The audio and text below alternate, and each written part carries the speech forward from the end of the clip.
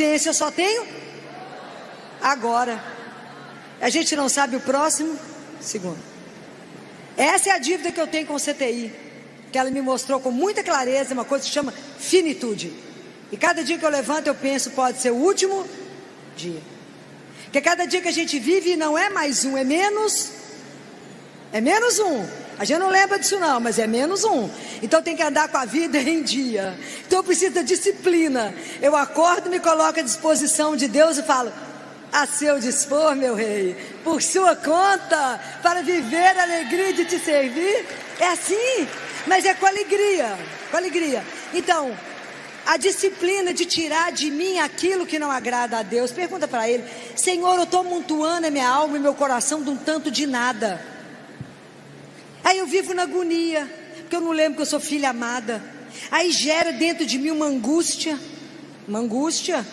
porque o mundo exige de nós sucesso, êxito, força, e fala: nossa, você tem que brilhar. Aí a gente descobre que a gente é menos um, né? Você tem que confiar muito mais na sua fraqueza, no seu nada, porque na nossa força nós não temos nada. Então, quando eu não tenho firme em mim que eu dependo de Deus até para respirar, gera em mim uma angústia. Eu falo: o que vai ser de mim? O que vai acontecer comigo? Eu não vou dar conta disso. Está vendo quanta coisa eu tenho que limpar? E eu limpo isso com a disciplina, porque eu tenho que me alimentar. Quem que sustenta esse corpo? É a alma. Como é que alimenta a alma? Pela palavra e pela Eucaristia. Não tem outro jeito de alimentar a alma. É isso que te põe de pé. Um juiz uma vez me perguntou lá no consultório: doutora Filó, eu queria que a senhora me desse o nome da vitamina que a senhora toma, para estar aqui às 11 horas da noite, nessa animação com essas crianças. Eu pago o preço que precisar. Eu falei: ué, mas é de graça. Ele falou: de graça esse negócio só toma? É de graça. Todos os dias de manhã eu recebo um homem inteiro, corpo, sangue, alma e divindade de Deus nosso Senhor. É a única coisa. Ele ficou me olhando, falou: uai, falei: por isso que você não tem, você não crê. É só por isso que você fica olhando, mas não consegue. Aí, depois que essa mulher varreu, ela procura cuidadosamente. O que nos falta? Coragem de nos olhar e falar: o que está tirando a minha vitalidade espiritual? O que me tira a vitalidade? O que me deixa deprimido? O que me deixa arrastando? O que diante da dificuldade eu penso: ai meu Deus, como é que eu vou resolver? Ligo para um, para outro, que cada um te dá uma opinião e ninguém resolve nada e te desorienta. Quando acontece alguma coisa, a gente tem que ir aonde? Em Deus. Ajoelha e fala: vou conversar com quem manda. Com quem manda. E essa mulher procura, e a gente tem que ter ousadia de falar com o Senhor: sabe por que eu estou tão angustiada? Porque no fundo, eu não creio que o Senhor me ama. O primeiro mandamento da lei de Deus é... Mas eu queria me atrever a dizer a vocês que o primeiro mandamento deveria ser: permita-se ser amado por Deus. Permita-se ser amado. Entenda o que é ser amado por Ele. Viva uma vida de dignidade de ser filho de Deus. O dia que entendermos que somos amados, quem vai te segurar? Ninguém. Porque Deus falta? Nunca. Nunca Ele vai faltar. Jamais Ele falta. Mas a nossa confiança ainda é muito pequena. Então vou contar para vocês um caso. Há muitos anos, lá no hospital, chegou um bebê de madrugada, vindo do interior. Santa Casa, a gente só trabalha com criança do SUS, que é o nosso grande orgulho, porque nesses eu posso ver como é que Deus realmente cuida daqueles que não tem, que tem só Ele. É espetacular ver isso. E esse neném chegou de madrugada e chegou com um problema de coração muito grave, que se chama transposição das grandes artérias. Nasce do lado trocado, a aorta nasce do lado direito, a pulmonar nasce do lado esquerdo. É uma cirurgia de emergência, que graças, pela misericórdia de Deus, tem iluminado o nosso ex-ministro de saúde, Adib Jatene. Hoje nós temos uma técnica cirúrgica que os meninos passam a ter a vida próxima do normal, fica curado. Muito bem. Essa criança chegou de madrugada, fez o eco cedinho, confirmou que era a transposição. E o cirurgião que operava estava no outro hospital. Eu liguei para ele e falei: doutor, nós estamos com um bebê de transposição, precisa ser operado hoje. Ele falou: Filó, eu não consigo levar até, não consigo chegar aí. Você tem que trazer esse menino para mim, mas tem que trazer a mãe, porque eu não posso operar sem autorização. Aí, naquela época, as mães não ficavam com os filhos, e o pessoal falou: como é que você vai levar? Não há, cadê a mãe? Não existia celular. Como é que é localizar uma pessoa pobre, perdida numa cidade grande? Eu falei: não, essa é a parte mais fácil. Por quê? Ué, só tem uma pessoa que sabe onde é que está essa mãe. Quem sabia? Jesus. Eu falei, já fiz um trato com ele. Nós vamos preparando as coisas, fazer o relatório, porque a gente acha que transferir um neném de 3 quilos é fácil. Menino entubado, com tudo, não é simples. Falei, nós vamos fazendo o relatório, preparando, e Jesus traz a mãe. Filó, mas e se a mãe não chegar? Eu falei, não, presta atenção, qualquer coisa pode dar errado, menos a parte dele, ok? Ele é o único que vai dar certo. Ninguém acreditava em mim, ninguém. Muito bem. Preparamos o menino, fizemos o relatório. A mãe chegou? Não. E aí, Filó, mas você vai? Claro que eu vou, pois a única pessoa que não vai faltar na parte dele é Jesus. É o único que não vai faltar, não é? Só ele. Então fomos, e todos os transportes da Santa Casa saem pelos fundos, e todas as ambulâncias chegam na frente, na porta. Neste dia, tinha uma obra lá no fundo, eu tinha que sair pela frente. Tudo que ele sabia. E aquela loucura, o pessoal falou: Filó, como que você vai entrar na ambulância? Eu falei: gente, fica tranquilo, porque Jesus nunca faltou. Não é hoje que ele vai faltar. Ele sabe que esse menino é filho dele, tem que salvar. Ele sabe. Então, quando nós fomos colocar a criança na ambulância, a fisioterapeuta e a supervisora entraram, e eu fiquei do lado de fora, porque tem que ir no 3, 1, 2 e tem que estar todo mundo junto, para não sair o tubo, não perder nada. E muito bem, eu estava, 2 entraram e eu de fora. Quando nós estávamos no 2, alguém bateu no meu ombro e disse assim: doutora, a senhora sabe aonde está o meu filho internado nesse hospital? 1.200. É encantador, né? A Santa Casa, ela tem 1.200 leitos, né? 1.200 leitos. Eu olhei para ela, eu tinha certeza que ela era mãe daquele menino, só que ele estava entubado, ela não reconhecia. Eu falei com ela: a senhora é mãe de quem? Eu falei: é esse, pode entrar. Na ambulância, que no caminho eu converso com a senhora. Quando nós entramos, fechamos a porta, batia, era assistente social e falou: eu preciso entrar porque essa mulher veio, ela é analfabeta, não sabe ler, e ela não tem nenhum real. Olha o que Deus faz pelos filhos dele. Essa mulher veio para Belo Horizonte sem R$1. Chegou na Santa Casa. Da Santa Casa eu levei ela para outro hospital, como nem precisava de ser operado. Com 3 dias de pós-operatório, o cirurgião me ligou e falou: minha filha, eu precisava te contar uma coisa para você. O quê? Eu nunca vi um pós-operatório igual esse, tão liso, não teve nada, esse menino está saindo de alta. Já estou mandando para a enfermaria, para a alta. Eu nunca vi nada de intercorrência, nada.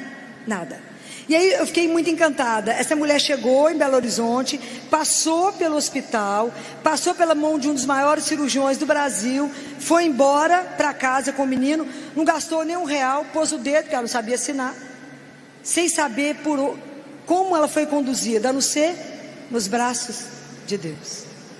Mas para chegar nisso a gente precisa de acreditar, que eu não ponho a minha fé em qualquer coisa, mas aquele que é Deus vivo, é aquele que caminha comigo, é aquele que está atento às minhas necessidades, porque às vezes diante de alguma situação eu falo: eu estou perdida, não tem ninguém por mim, ninguém é capaz de me ver, principalmente quando a vida diz não. A gente acha que Deus não está sendo capaz. Então, quando há muitos anos eu recebi uma proposta em Belo Horizonte, na construção de um hospital, que era tudo que eu sonhei trabalhar na vida. Só que esse hospital estava sendo começado, tinha uma obra que estava sendo começada, e os idealizadores desse hospital me chamaram para um jantar. A coisa era bem sedutora, né? Me levaram para um jantar, me ofereceram um vinho, apesar de eu não beber nada, não ser água.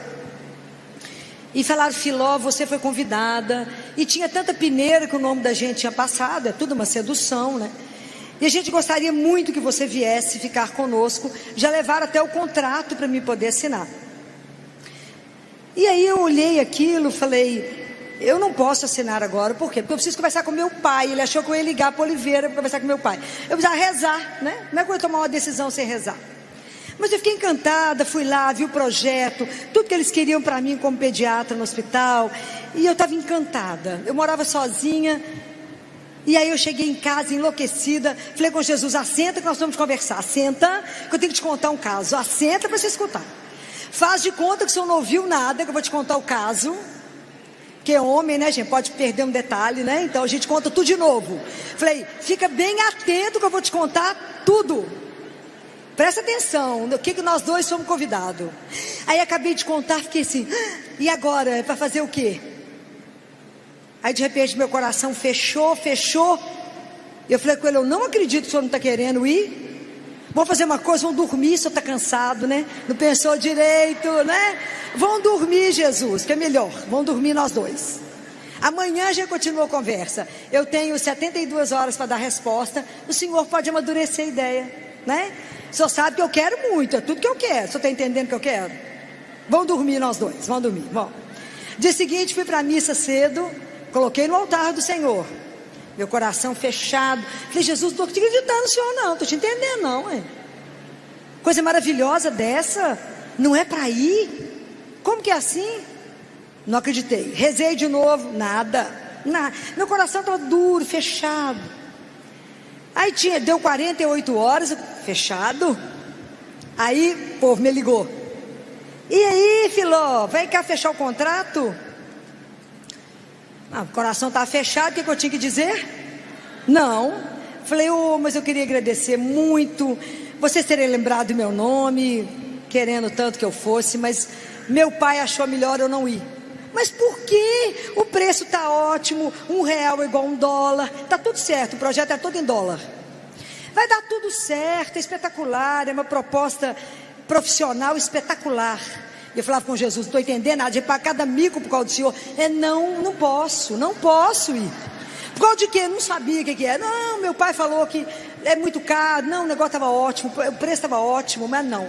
Filó, mas o preço está bom, a gente divide. Falei: não, o pai falou para não ir.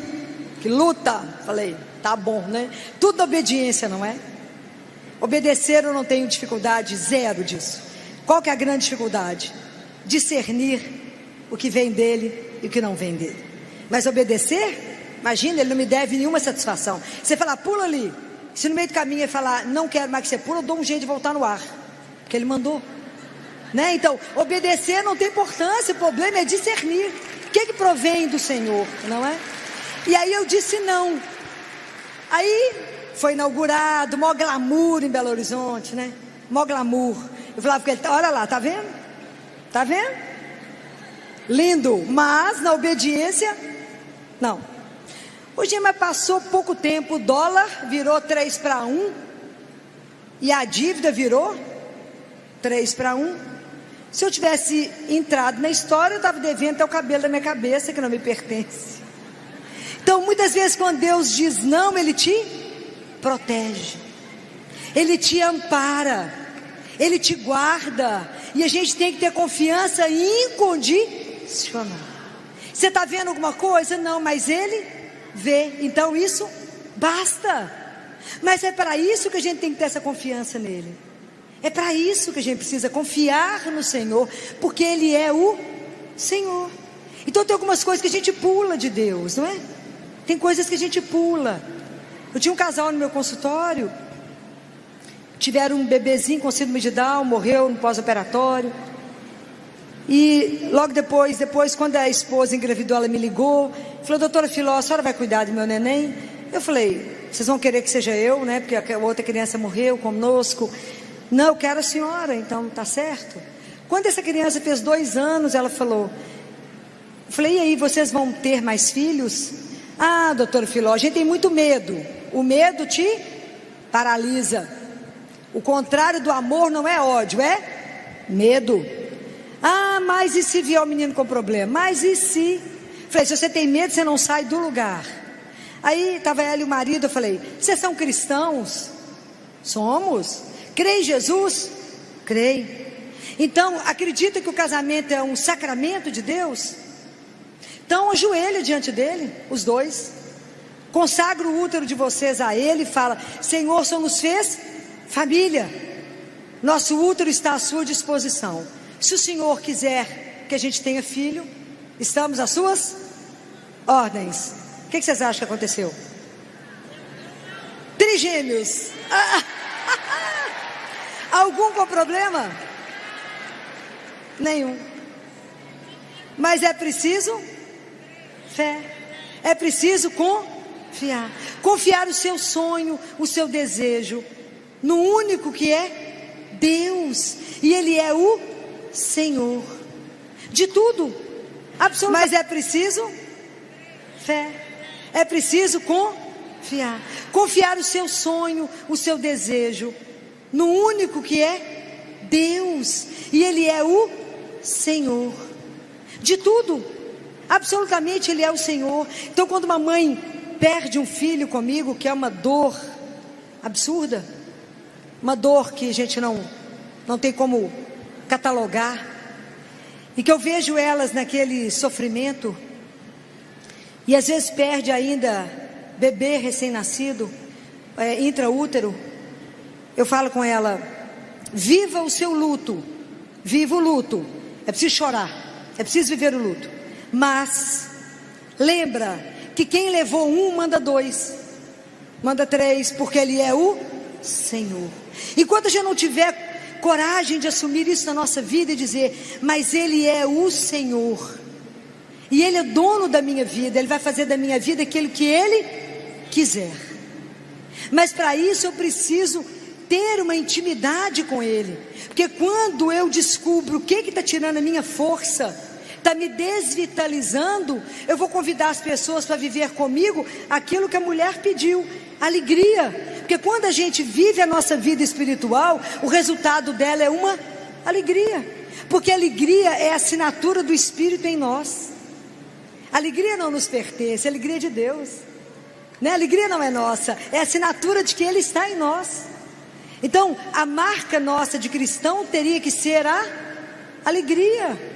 Nós teríamos que ser reconhecidos pelo amor que nós temos uns aos outros e pela alegria de pertencer a Deus e de saber que nada que eu desejo Ele não saiba, Ele sabe, e que tudo eu posso confiar para Ele, e que mesmo que naquele momento Ele fale não, porque a gente fica parecendo a criança que quer comer um doce antes do almoço, porque Deus só tem sim para nós, ok?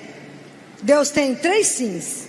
O primeiro sim é aquele que todo mundo quer: Senhor, me dá um copo d'água, e fala agora. Esse é o que a gente quer. O segundo sim é: não pode comer o doce antes do almoço, você vai comer depois do almoço, então tem que esperar um pouquinho. Meu filho, você vai comer o doce depois, pode até ficar segurando, mas você vai comer depois.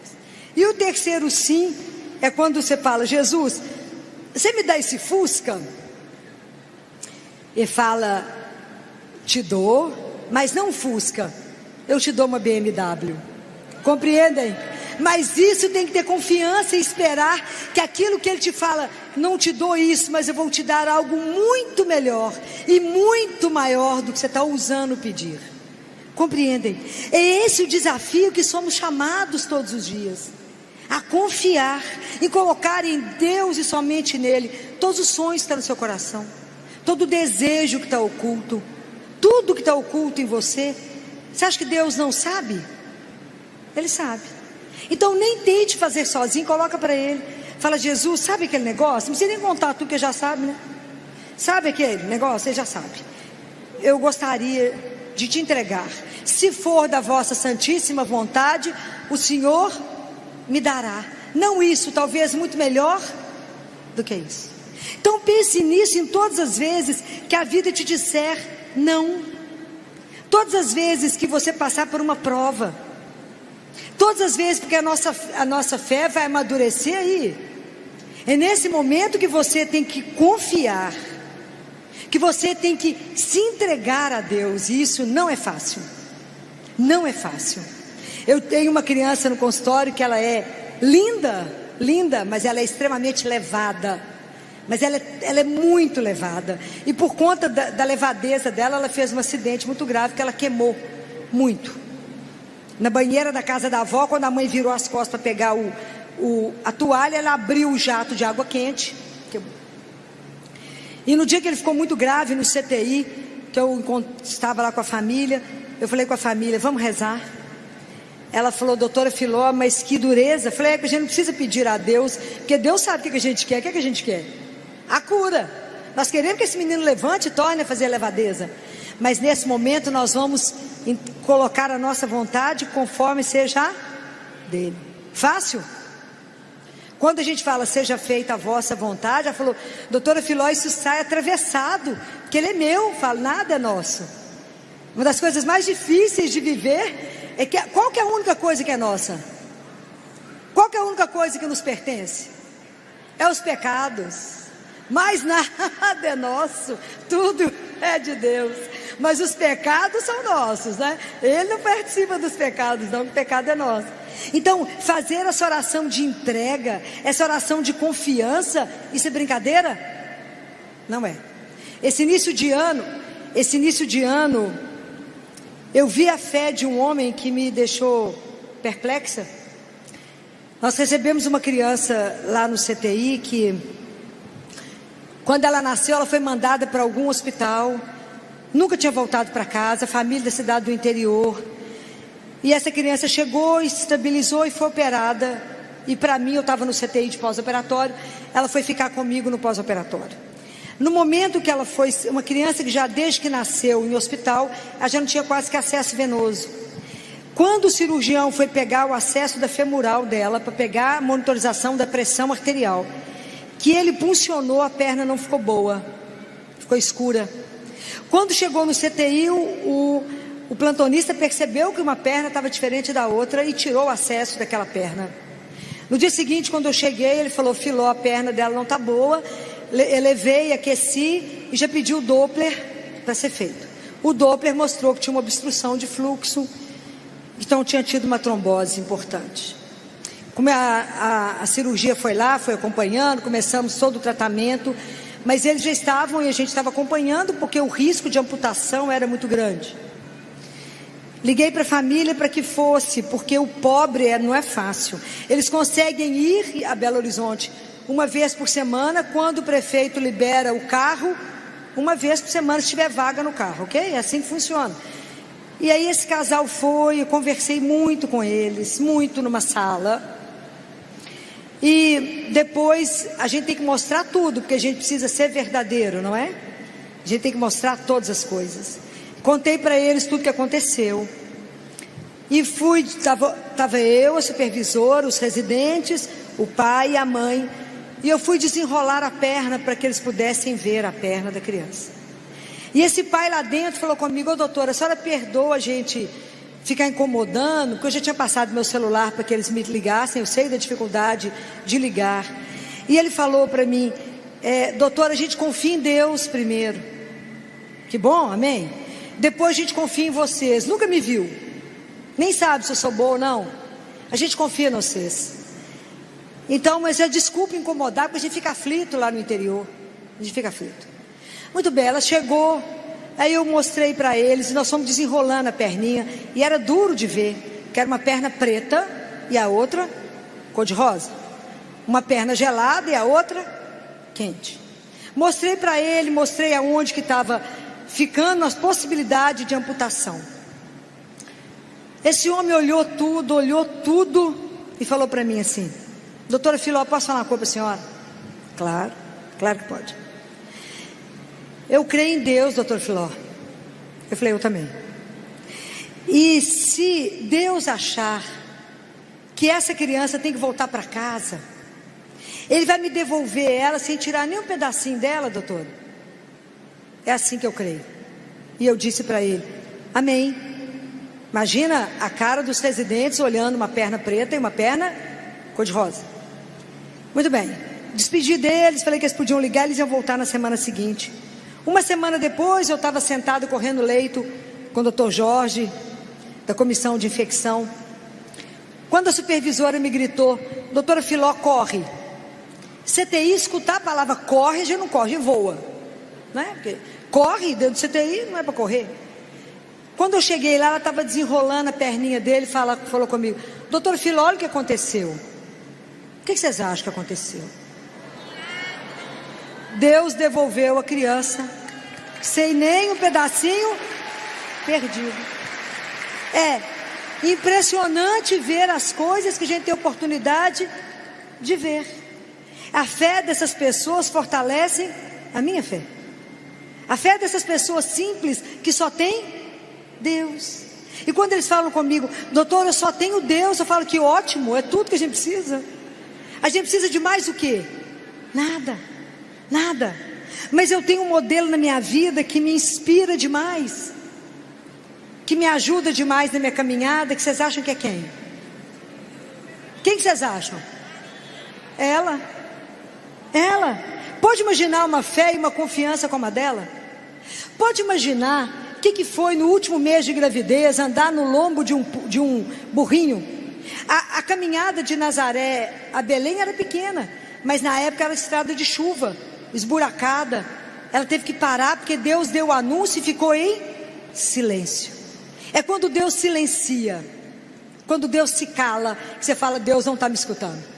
Ela deve ter olhado, falado: mas nós vamos dormir aqui mesmo, no chão? Deus falou o quê? Nada. E ela deitou com José e dormiu carregando o filho de Deus. Chegou em Belém, tinha quantas portas abertas para ele? Igual não tem hoje para ele, não é? Nosso coração permanece fechado, né? Da mesma forma, nós somos hoje o lugar onde Deus se instala, se a gente permitir. Eis que estou à porta e bato. Se você abrir, eu entro e cearemos juntos, seremos amigos. Não é assim? Hoje a gente continua fechado. Aí ela tem o neném. Imagina José acordado, acorda José, levanta, pega a mulher e o menino e foge, porque eles estão atrás deles para matar. A viagem tinha que ser rápida e ao mesmo tempo lenta. Por quê? São José podia ir pela mesma estrada? Não, o povo estava lá para poder pegá-los. São José teve que arrumar alternativa. Pode imaginar isso, gente? Não tinha anjo carregando eles, não. É humano. A vida espiritual não é um chapéu que está em cima da nossa cabeça, não. Tem que ser encarnado em nós. É Deus age na nossa vida aqui agora. É agora. Fé é assim: você põe o pé e Deus põe o chão. Você põe o pé e Deus põe o chão. Não tem o chão, não. Põe o pé. Imagina. E aí José vai para o Egito. O que Deus falou o anjo falou para José? Você vai ficar no Egito até quando? Até quando a minha boca falar de novo. Quantos anos durou isso? Que a gente acaba de rezar e fala: Deus não me respondeu, Deus não me escuta. Quantos anos que Nossa Senhora ficou no Egito? 7 anos. Oh, simples, né? A fé não é uma coisa tão fácil. Confiar em Deus, que eu quero que Ele responda agora. Eu quero ver o foguete, eu quero ver o barulho, eu quero ver os anjos bater as asas, e não vamos ver, pelo menos por enquanto, ok? Põe o pé e Deus põe o chão. É assim. Aí falou: vamos, José, pode voltar, que já o caminho está livre. Voltou para Nazaré. Claro que a grande luta de Nossa Senhora, a grande prova dela foi a cruz. Eu fico imaginando ela vendo Jesus na cruz. Mas vocês podem imaginar o que foram os anos de silêncio em Nazaré? A monotonia. Porque qual a vida social que tinha em Nazaré? Nenhuma.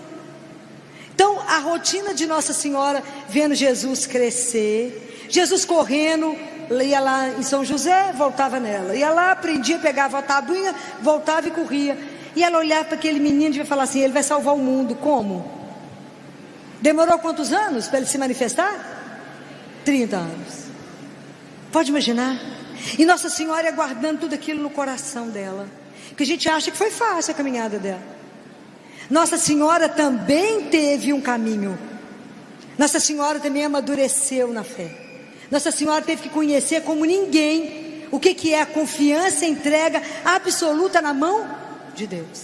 Pode imaginar quando ela colocou ele morto no colo dela? Porque hoje lá no CTI, quando eu coloco, nós temos uma regra lá que ninguém pode morrer sozinho, né? Ninguém. É proibido morrer só, não é? Alguns eu carrego no meu colo se não tem uma mãe, morre comigo abraçado. A gente canta, né? Porque anjo volta para casa cantando, né? Eu tenho certeza que eles estão voltando para casa. Batizo todos, depois eu pergunto qual a religião dos pais. Mas primeiro eu batizo. Morrer pagão não deixo não. Deixa morrer pagão não. Nenhum, não deixo. Morrer pagão é sem chance. E aí você imagina, outro dia tinha uma mãe com um menino de 2 anos no colo, desconsolada com aquele menino que tinha morrido. Eu cheguei no CTI, ela já estava com ele no colo. Aí eu abracei ela e disse para ela: não pode encerrar aqui, não pode. Não é isso que a vida nos diz, não é isso que Jesus veio nos ensinar, não é isso que Ele atravessou o universo para nos dizer, que a vida é eterna, que fomos convidados por Deus para ter uma vida, que Ele nos plasmou, nos pôs na mão, soprou e disse: és meu, eu te convido à vida. Então não pode encerrar aqui. Falei que ela tem mais. A morte não pode ter a última palavra, ela tem a penúltima. A última palavra da nossa vida: nós nascemos para o amor, não foi para a dor. Essa confiança nós temos que carregar no coração. A última palavra da nossa vida não é dor, não é morte, é ressurreição.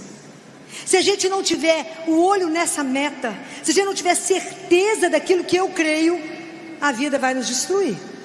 Porque a hora que vier os problemas, vier a tempestade, eu desisto. Então por isso que a gente tem que ter uma âncora. E a âncora da nossa vida é Jesus. Porque Ele não falta, porque Ele não mente, e todas as promessas dele se cumprem. E se Ele diz: eis que estou convosco, eis que estou convosco todos os dias. E quando Ele diz uma outra palavra: não tenhais medo. O meu sonho de consumo é ser como uma criança de 2 anos de idade, que segura na mão do pai, de fralda muitas vezes chupando o bico. O pai anda e ela anda, o pai para e ela para. Pergunta por quê? Não. Precisa de saber? Não, porque nós estamos nas mãos de quem? Do pai. Guarda uma coisa para poder encerrar: ninguém pode nos separar do amor de Deus. Nós somos dele, estamos na mão dele. Todos nós custamos um preço muito caro para Deus.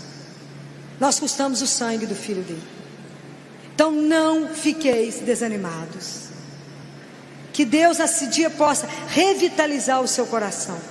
Que você possa de verdade acreditar nesse amor que é incondicional, é único e é eterno. Deus não nos ama se Ele nos ama apesar.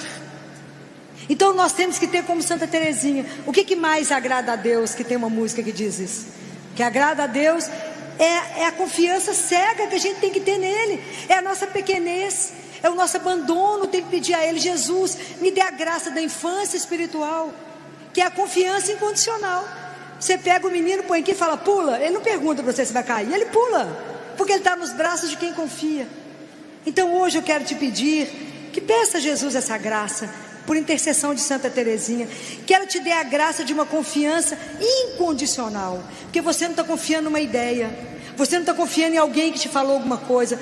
A sua confiança está depositada no único que é o Senhor de todas as coisas, que é nosso Senhor Jesus Cristo. Que Nossa Senhora nos ajude, que cada Pai Nosso que a gente rezar, que quando a gente disser: seja feita a vossa vontade, é o quarto sim que a gente está dizendo, e que ela nos ajude a de verdade entregar a nossa vida e o nosso coração ao único que sabe qual é o melhor caminho. Louvado seja nosso Senhor Jesus Cristo.